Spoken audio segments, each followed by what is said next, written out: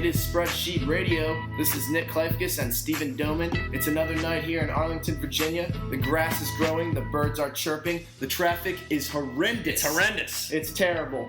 But the footballs are about to start flying, and we got another slate of games to dissect for you on the college football landscape. So let's start things off with the college football playoff. I was a little surprised to see Bama in there. Surprised to see Clemson at number 1. Yep. But obviously, what did we learn from this first rankings here? Well, I think you learned that, people take the SEC pretty seriously, which I don't know if that's a learning thing. I think that's just Bama with one loss is 4, LSU obviously undefeated. And then I'm shocked at, are you more shocked with Clemson number 1 or Bama at number 4? Well, I'm actually surprised with Michigan State at number 6. I would have put them in the top 4. Absolutely. In place of a team from their own conference in Ohio State who really hasn't been tested this year. They really haven't. Yeah, I mean, they haven't played Michigan yet. They haven't played Michigan State. Yeah, their only win is over an injured Tech team.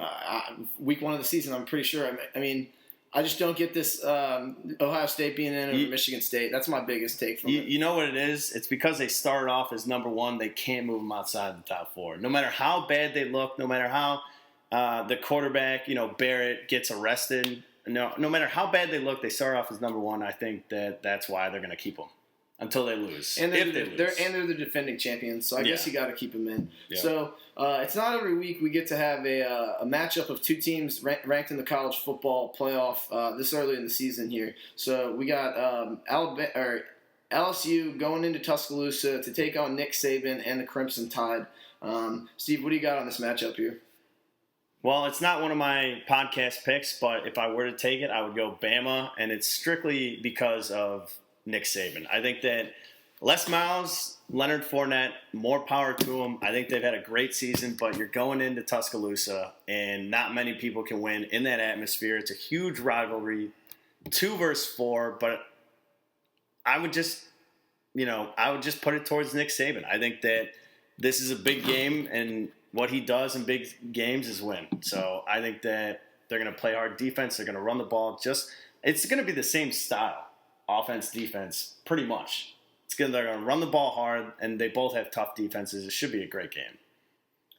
Yeah, so I'm going to go the other way here. I could sit here and tell you that Leonard Fournette has 1,352 rushing yards, leading the FBS. I can tell you he's averaging 7.7 yards per carry with 15 touchdowns on the season.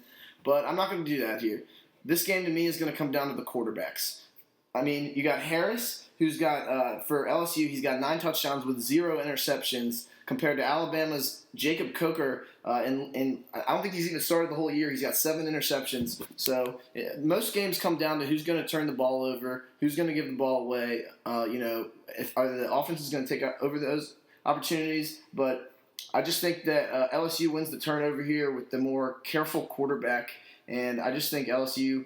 The spread is 6.5. I think it's teetering on 7. The Crimson Tide have not covered in their last 8 games at home, including an 0-5 mark this year in Tuscaloosa. So I like LSU to keep this game close. I think it comes down to the end, even goes into overtime. But I just like LSU in the points here.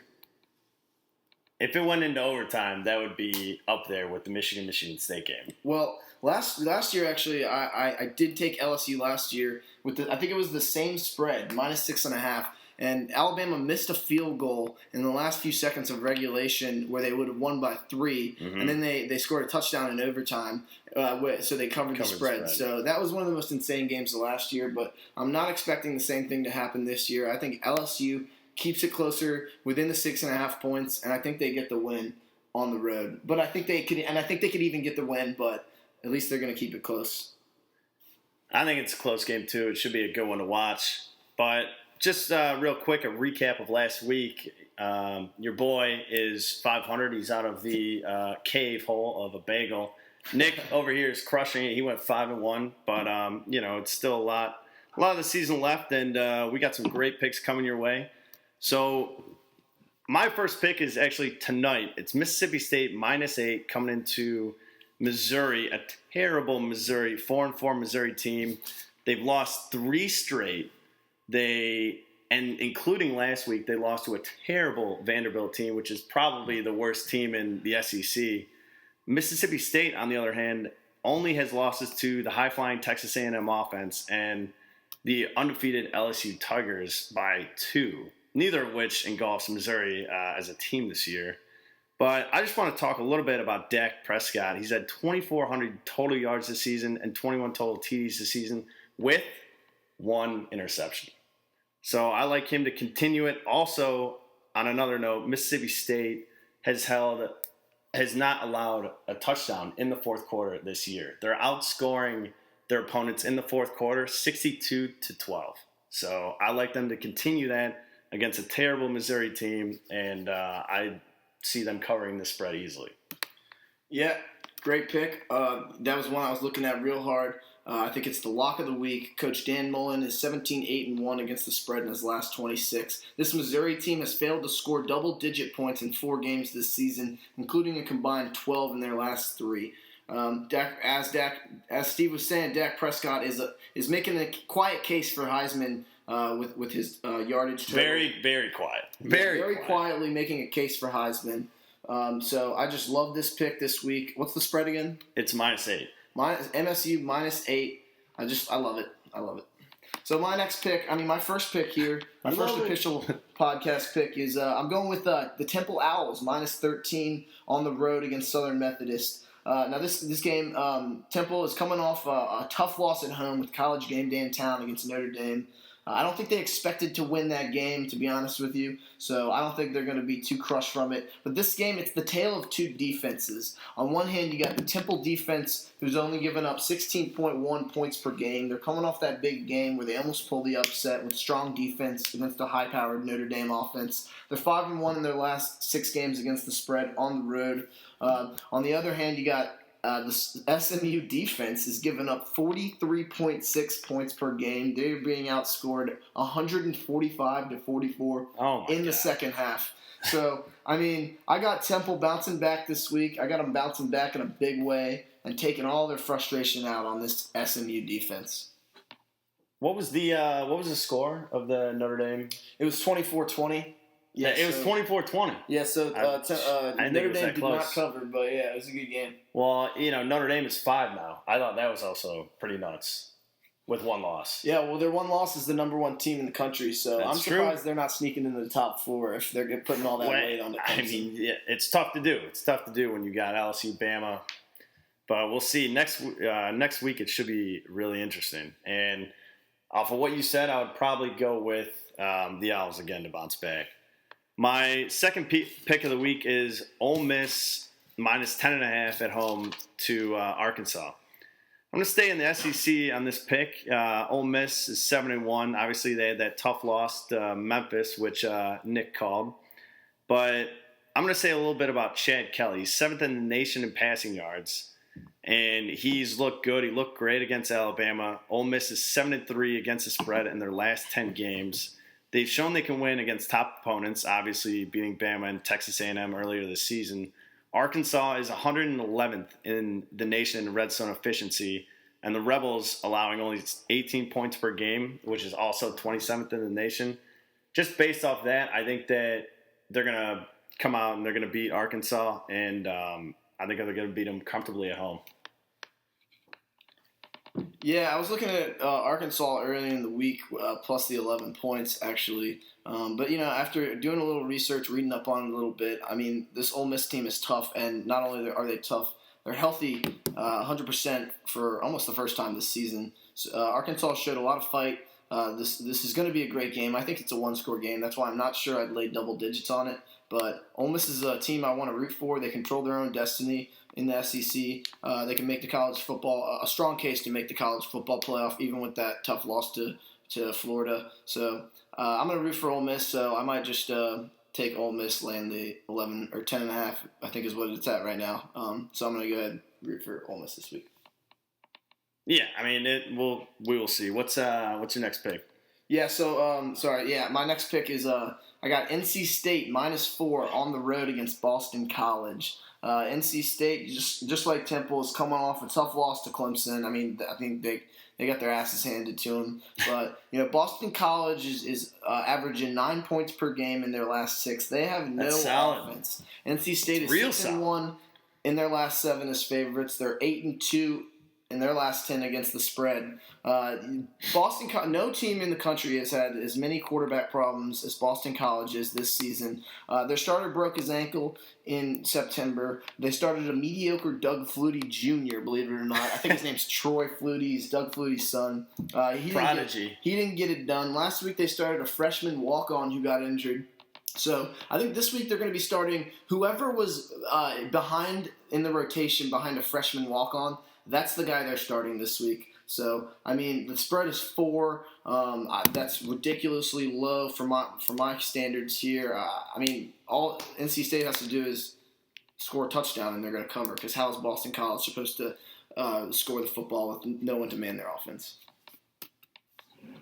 I mean, I didn't know they had that bad of QB issues this year, but holy shit. Yeah, I don't They got worse QB issues than the Washington Redskins. And the Lions combined. So that's saying a lot. And also, I don't know if you guys saw today, the Lions fired we fired our GM and our president. So doing good things. Doing good things in Detroit. I wish we could fire Snyder, but we're not going to go down this road. So we could talk for hours. I'm gonna go with my next pick and take the Washington Huskies at home -1.5 to Utah.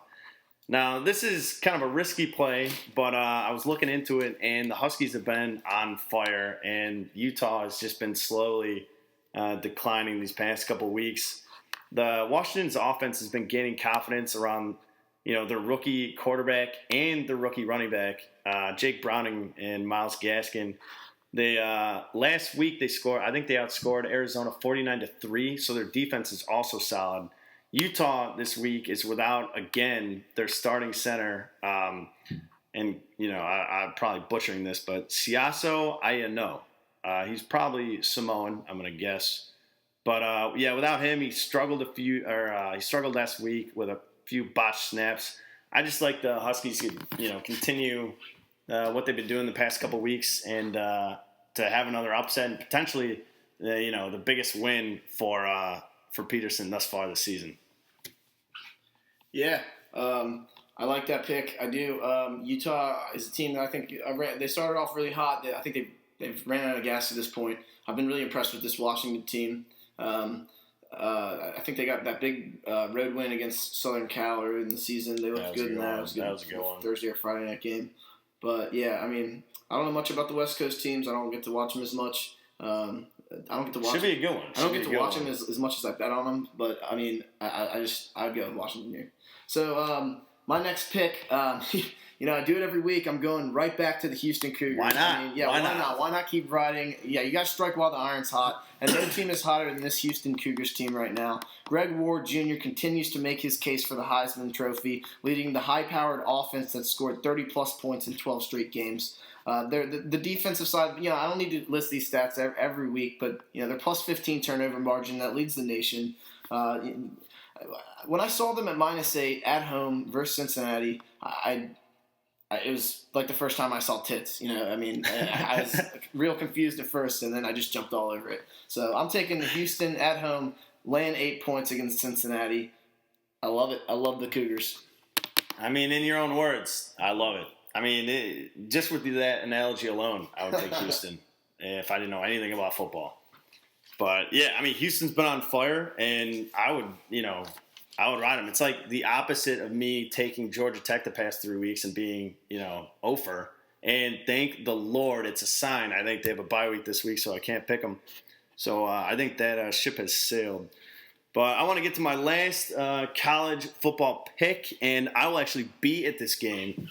It's my Spartans -5.5 at Nebraska, night game, Saturday night. I'm pumped. MSU, they followed up their very surprising win against Michigan, but a win nonetheless, doubling up Indiana 2 weeks ago. They're coming off a week of rest. Nebraska is 3-6, and they played the Boilermakers last week and got beat by like 20 points. Nebraska just hasn't looked that good this year. Connor Cook looks to add to his great season. He's got 17 TDs, only 2 interceptions. He's smart with the ball. I think the Spartans make a push for the top 4 after this week, and I think they look towards the last couple games this year, and I think they're going to do it. Yeah, I don't know how this game snuck by me when I was going through the games.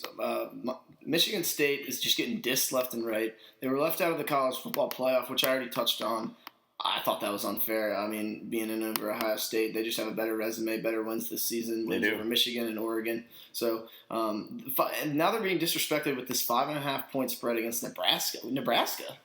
Well, the corner 3-6. They lost to the Boilermakers by 20. Yeah, unbelievable. Thank you for bringing it to my attention, Steve. I'm absolutely going to touch this game. Go Spartans! Absolutely. I hope you have a great time. I'm going to be hammered. It's going to be great. Yeah. So my last pick for college football, I believe I've touched the other 3. All right. Yeah. So Duke plus 8 points on the road in Chapel Hill against the Tar Heels.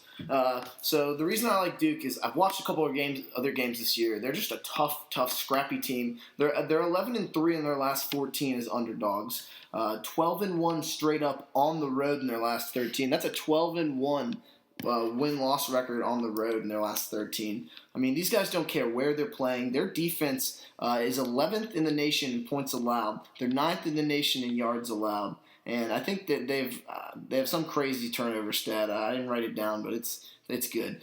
On the offensive side of the ball, you got Thomas Sirk, who's thrown for 1,788 passing yards this season to go with 481 on the ground and 15 total touchdowns. Chapel Hill got the win over a ranked Duke team last year against Duke.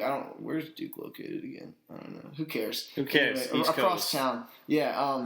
I think they win this revenge game this year. I just like this Duke team. North Carolina played South Carolina first game of the season, and they look terrible. I mean, they're not that strong. They've won every game since, but I just think they've played some weak competition, and I love Duke to possibly pull the upset here, but I'm very comfortable with 8 points. Yeah, it's pretty sad that neither of us know where Duke is. It's got to be one of the Carolinas, right? Yeah, I think so. It's at Cameron Indoor Stadium, wherever that is. One of the Carolinas, so you can put a word on that one. Is Duke a place? I don't know. You sound ridiculous. Ridiculous. But this spread... I hate him in basketball. This spread is ridiculous. This spread is ridiculous because Duke... I feel like they always get undervalued. I mean, they're not that good, but... Well, the football program absolutely gets undervalued because of their basketball program. Before Duke had won 3 straight... So, last year North Carolina won, but before that, Duke had won 3 straight in this series. Before that, I think there was like a 20-game win streak or like a 20-1 streak where North Carolina just dominated this rivalry. Yeah. But this Duke program has woken up. They are not to be reckoned with, and, I mean, I love them this week. I watched because I had Georgia Tech in the podcast a couple weeks back playing Duke, and they just got – there's this – I don't know his first name, but he's a linebacker. His name's Cash, coolest last name. And he literally just had almost every tackle. Cash is what he's going to make me this weekend. I mean, I would definitely throw on the +8. But, yeah, Cash, he was, being a disturbance to Georgia Tech, and I think he's going to do it again this week. All right, well – on the college football landscape, I think the only game we didn't touch on that we wanted to talk about was Clemson, Florida State. I like Clemson to roll this week. I don't know. What are your thoughts? They're playing at home, right? I think it's at home. Yeah. They're -12 at home. Florida State got all their tough games were at home this year, so that's another reason I think they're a little overvalued because they do play a lot of games at home. Yeah, I mean, they had Notre Dame at home, Florida State at home in a monsoon. So. I don't know. Clemson might be overrated at the end of the year. They might a little bit, but I mean, Florida State's a little bit overrated too. But I mean, I guess not. They're both overrated. They're 16. It's the overrated. It's the ACC. They're overrated. But whoever makes the least mistakes will win this game. Yeah, I think Clemson's got a good offense. I think Florida State's got a good offense. Dalvin Cook and Golson, but I don't know. It could go either way. I can see Clemson losing when that would shake things up. Clemson lost, and you got to have LSU and Bama. I can obviously see it. I mean, I've seen it. I think a couple of years in a row while Florida State's been dominating Clemson each year. But I think Clemson's the better team this year. But I'm not gonna even touch this game. I probably won't even watch it. I don't care about these teams. And I'm gonna be getting hammered for the state game. So yeah. Neither one of us will be watching it. You can bet on that. So all right, moving into the NFL here. Steve, why don't you start us off with the first NFL pick you got? All right, I'm just gonna say this right now. You should throw your house on this game. Like, just throw your house. I'm taking the Falcons -7 at San Fran, at what is San Francisco, the rubble of a team it is. Atlanta's 3-1 on the road. They've looked good. They're scoring 28 points per game. But, I don't even need to talk about the Falcons. Falcons look good. The defense, all right, shaky. Matt Ryan throws picks. But if you look at San Francisco this season, they have 2 wins. One was, Monday night game, first game of the year. That's long gone. They've been struggling to say the least. The last 2 games, they've been outscored 47-9. They have not scored a touchdown in their last 2 games. Kaepernick is being benched for Blaine Gabbert, who is the worst quarterback. I mean, I can't believe he's still in the NFL. And this is definitely, this isn't Tom Sula's decision. He's definitely a puppet of Jed York, the owner, and Trent Baalke, I probably butchered that, the GM, but they're definitely trying to make moves. I don't know. It's just a mess over there in San Francisco. The Niners, on top of it, are 0-6-1 against the spread versus a team with a winning record this season. So with everything going on with the 49ers right now, the last thing that franchise is thinking of is the upcoming football game. So I look for Atlanta to go into San Fran and just destroy what's left of the 49ers. Yeah, I mean, the only thing I'm going to say about this game is sometimes when I'm bored at work and I have nothing to do, I put on the video of Jim Tomsula's first press conference as the Niners head coach, and it's the most ridiculous thing ever. I mean, his whole career is just one big joke. I mean, it's a joke. He's the funniest not like guy. I mean, the NFL gets a little serious sometimes, so you need comic relief like Jim Tomsula. So going to my next pick, or my first NFL pick. I'm a little jaded from watching that New Orleans Giants game this week. I mean, New Orleans offense looked like the Saints offense of old. I mean, New Orleans laying 8 points against Tennessee at home. I mean, geez, Tennessee has huge questions at the quarterback position. They're 1-7 straight up this year. I think with the same record against. No. They're 1-6 because I know the Lions are 1-7. We have the most losses. Okay, all right. I'm glad that your team sucks so bad that you know that. So, I mean, Tennessee's. I was talking about Boston College lack of offense earlier. Tennessee is just as bad. They've put up 10, 7, and 6 points respectively in their last 3 games. New Orleans, in those same 3-game span, they are on a 3-game home win streak at the Superdome. Drew Brees had 7 touchdowns last week. Unreal. I don't think Tennessee has 7 touchdowns as a team this season. So I'm just going to roll with New Orleans. I think that offense keeps rolling. Drew Brees keeps hooking up with his receivers. And I think they score big, and Tennessee can't score. Let me ask this. Was the game home or away? It does not matter. It is in the Superdome. It that's why it's my say. I think they cover this by double digits. I absolutely agree with you. I don't see Tennessee putting up much of a battle here. Once they get down, they're going to have to throw the ball. You have a rookie quarterback who's injured, so I don't see this one being close. So I'm going to go with my last pick, and this could be a big shock to you guys, but I'm gonna keep going with the Colts, and this is a bit of a stretch. I mean, the Colts are +5 at home versus Denver. They're 3-5 on the season, but they're 12-3-1 against the spread in their last 16 home games versus a team with winning records. The Broncos are 2-7 against the spread in their last 9 games following a win, against the spread. So I really think that Luck showed a glimpse of his old self last season during the last 20 to 25 minutes of last week's game or loss against Carolina. The Broncos are coming off obviously a big win against the undefeated Packers, but I think they're going to be a letdown in Indianapolis.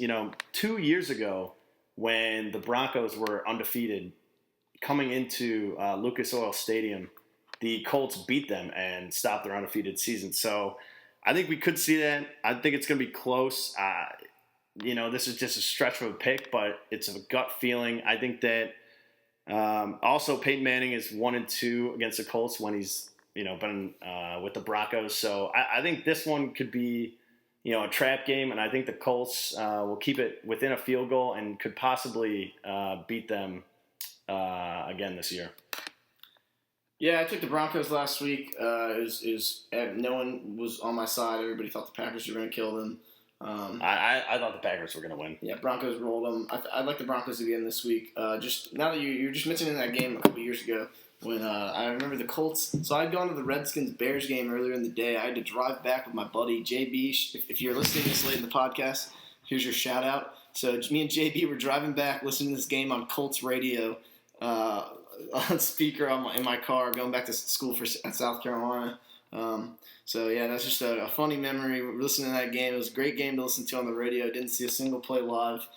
We got back in at like 2 a.m, and I saw the highlights. It's a great game. It makes me want to bet with luck, but I mean, Manning's played in Lucas Oil before a time or two, so I think he picks up has one last romp here because I don't think he's going to play here again. So I think he goes in and he gets that last game at Lucas Oil. Hopefully it's a special one. I think the Colts are going to be jacked up. I think the Colts are going to come at him, even though they can't block anyone. If it was possible for me to bet on this just being a great game overall, I think it will be. Yeah. So Peyton Manning, he has a little brother. Not sure if you've heard of him. His name is Eli Manning. He quarterbacks the Giants. I like the Giants this week. -2.5 on the road against a struggling Tampa Bay Buccaneers team. The whole reason I'm doing this is because, like I said, I'm jaded.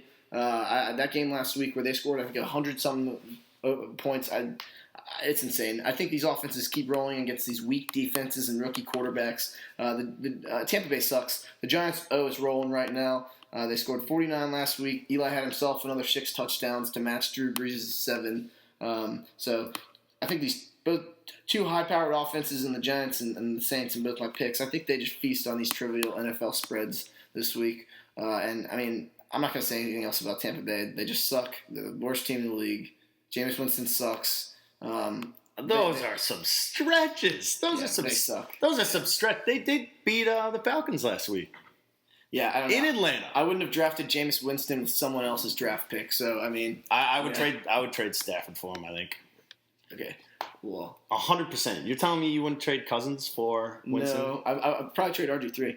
All right, you got any more picks? I do not. I feel good about them. All right, well, we got to get out of here, but hopefully it's another great week of football. Thank you for listening once again this week, and everybody have a great weekend. Go Spartans.